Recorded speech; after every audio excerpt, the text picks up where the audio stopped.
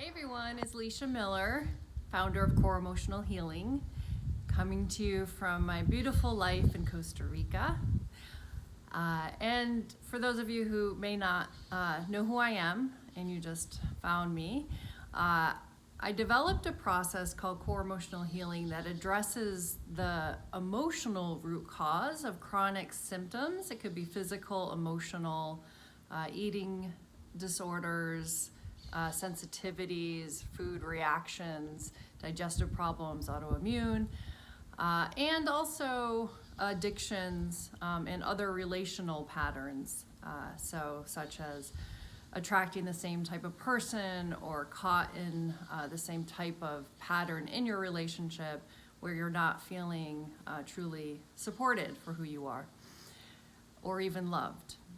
So I developed this process because I went through it and healed myself from the emotional root cause of all of my symptoms. So all of them shifted after I did this core emotional healing work on myself.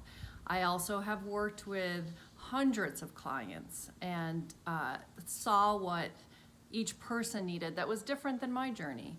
So I created a core emotional healing course that covers all of the lessons that everyone needs to learn. We haven't learned how to heal from our childhood wounds and how to access our repressed emotions and embrace our emotions and listen to them as a source of guidance for ourselves.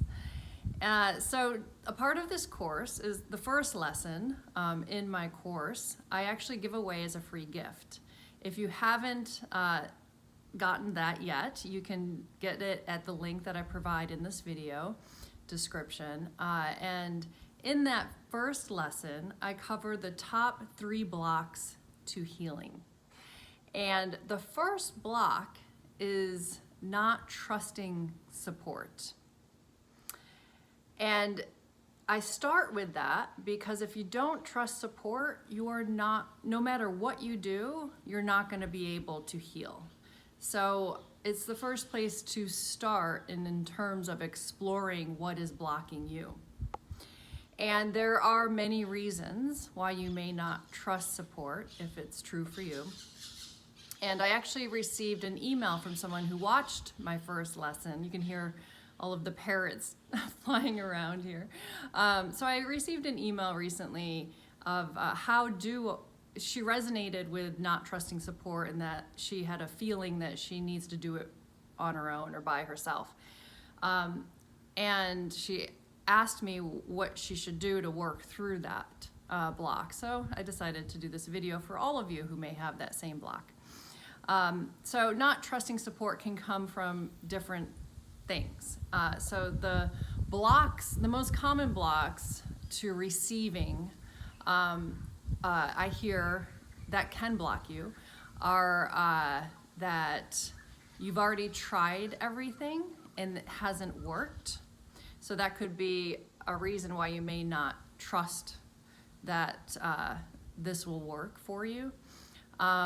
So a way to work through that block is to really look at it and see if it's true.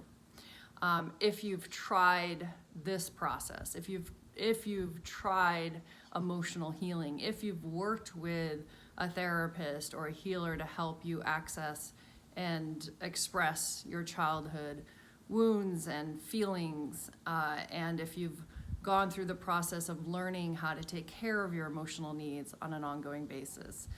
If you haven't done this process yet, then you can just say to yourself that you haven't tried everything, and this may be the missing piece for you. If you've worked with a therapist or healer in the past that has actually shown you what you need to do, and you actually haven't done it yet. I have worked with clients who say, oh yes, I've worked with people who already told me, how to do this. And then I ask them, have you done it? And then they say, no, they avoided doing the work. So you can see the truth behind that too. Have you known kind of what to do, but you've avoided doing it? So you haven't tried everything, or you haven't actually done it yet. And maybe you haven't had the right support to help guide you through what's coming up for you and any resistance.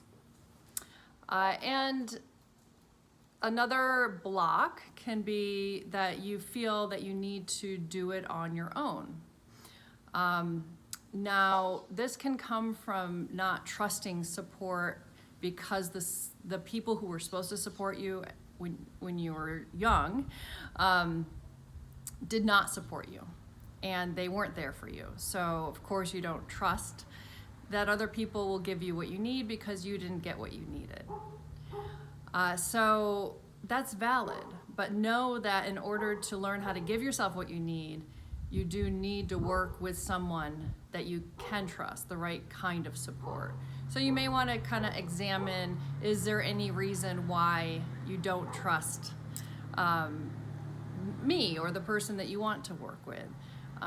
Is there any reason? Or is it just coming from the wounds that you've experienced? Now, trying to do it on your own, now just know if you say like you know you need to do it yourself, that is true. You do need to do this work yourself. But again, you can't do this work alone. You have to learn how to do it.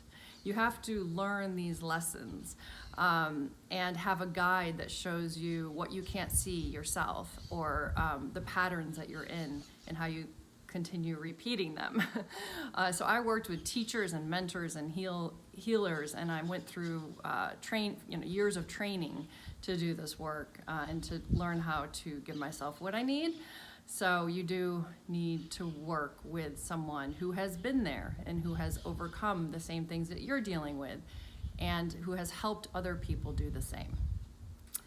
And lastly, if you don't want to change and you have a secondary gain of staying where you are in terms of staying sick or staying in a relationship, maybe they're providing some sort of security for you and you're scared of what could happen by truly healing yourself or being responsible for your life and being responsible for your decisions.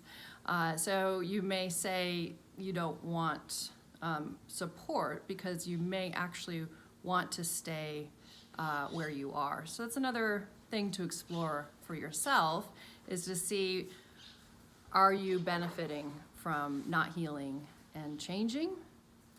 So you may self-sabotage in order to stay where you are. I also, if you really want to change, if you've gotten to the point where you're like, no matter what, I am going to heal this, I am tired of being where I'm at, experiencing the same thing, but you still have resistance to receiving support, you may want to explore your attachment style. I am going to include a link to a blog that I wrote recently on this topic, and I also have a little piece about attachment styles that you may want to see if this resonates with you, to see why it's hard for you to trust support.